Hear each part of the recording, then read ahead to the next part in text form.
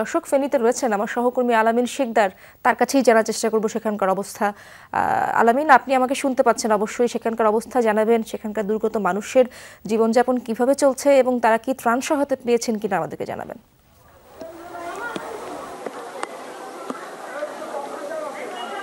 ইশরাত, ত্রাণ সহায়তা নয়, এখন তাদের জীবন বাঁচানোটাই অনেক কষ্টকর হয়ে দাঁড়িয়েছে এবং তারা সর্বপ্রথম যে দাবিটি জানাচ্ছে, তাদের যে স্বজনগুলো এই যে ছাগলনাইয়া, সোনাগাজী যেই সব উপজেলাগুলো একেবারে পানিতে তলিয়ে গেছে, সেইখানে যারা অবস্থান করছে তাদেরকে যেন দ্রুত উদ্ধার করা হয়।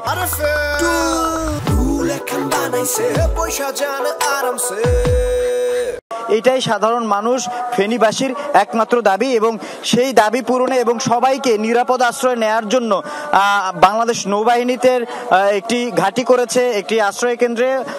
সেই জায়গাটিতে আমরা রয়েছি, সেই জায়গাটিতে আমরা দেখতে পাচ্ছি তারা একের পর এক বোট প্রস্তুত করছে এবং তাদের একটার পর একটা ইউনিট এখান থেকে বোট সহ সেই দুর্গম যে পানির এলাকাগুলো রয়েছে, পানিবন্দী, সেই জায়গাগুলোতে তারা ছুটছেন এবং যারা আসলে এখন পর্যন্ত যাদের সাথে যোগাযোগ করা সম্ভব হচ্ছে না, তাদের পরিবার এখানে ছুটে এসেছেন। তারা এই নৌবাহিনীর সাথে যোগাযোগ করে, তাদের কন্ট্রোল টিমের সাথে যোগাযোগ করে, উদ্ধারকারী দলের সাথে যোগাযোগ করে তাদের সাথে করে নিয়ে সেখান থেকে উদ্ধার করে নিয়ে আসার যে চেষ্টা, সেই চেষ্টাটি করে যাচ্ছে। তবে পরিস্থিতির কথা যদি বলতে চাই, দিন দিন এবং সময়ের সাথে আরো ভয়াবহ পরিস্থিতি আকার ধারণ করেছে এবং অবনতি হচ্ছে পরিস্থিতি, সেটা বলা যেতে পারে।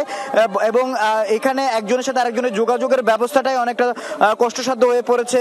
মোবাইল নেটওয়ার্ক পাওয়া যাচ্ছে না কোথাও, পাশাপাশি বিদ্যুৎ বন্ধ এবং যে বিষয়টি সব থেকে বড় কষ্টকর সেটা হচ্ছে যে তারা ঠিক বাংলাদেশ নৌবাহিনী ঠিক কোথায় যাবেন, কোথায় কোথায় মানুষ আটকে আছেন সেই তথ্যগুলোও পাচ্ছেন না। যাদের বাসিন্দাদের স্বজনদের খুঁজে পাচ্ছেন না, তারা এই জায়গাটিতে আসছেন, নৌবাহিনীর কন্ট্রোল রুমে কথা বলছেন, ফোনে কথা বলছেন, সেই তথ্যগুলো নোট করে কোথাও বাংলাদেশ নৌবাহিনীর উদ্ধারকারী দল যাচ্ছেন, কোথাও যাচ্ছে বাংলাদেশ সেনাবাহিনীর উদ্ধারকারী দল। এইভাবেই কিন্তু যে উদ্ধার কার্যক্রম, সেই উদ্ধার কার্যক্রমটি চালানোর চেষ্টা চলছে এবং আমরা দেখছি যে নৌবাহিনী তাদের একের পর এক বোট প্রস্তুত করছে এবং সেখানকার পরিস্থিতির কথা যদি বলতে চাই, আমরা বেশ কয়েকজন বয়স্ক মানুষের সাথে কথা বলেছিলাম যাদের বয়স 50 থেকে 60 বছর, 70 বছর।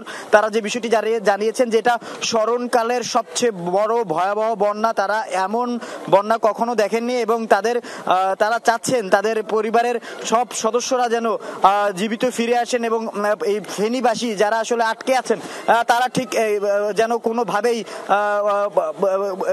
বন্যায় ভেসে না যায়, সেই জন্য তারা উদ্ধারকারী দলের সহযোগিতা নিচ্ছেন। পাশাপাশি জেলা প্রশাসনের একাধিক ম্যাজিস্ট্রেট কিন্তু এই যে কন্ট্রোল রুম সেটি পরিচালনা করছে এবং একটি কথা জানিয়ে রাখি, আপনি যেটা বললেন যে ত্রাণের কথা, আলামিন, পরবর্তীতে আবারও আপনার সাথে কথা বলার চেষ্টা করব, সেখানকার অবস্থা জানার চেষ্টা করব। ধন্যবাদ আপনাকে।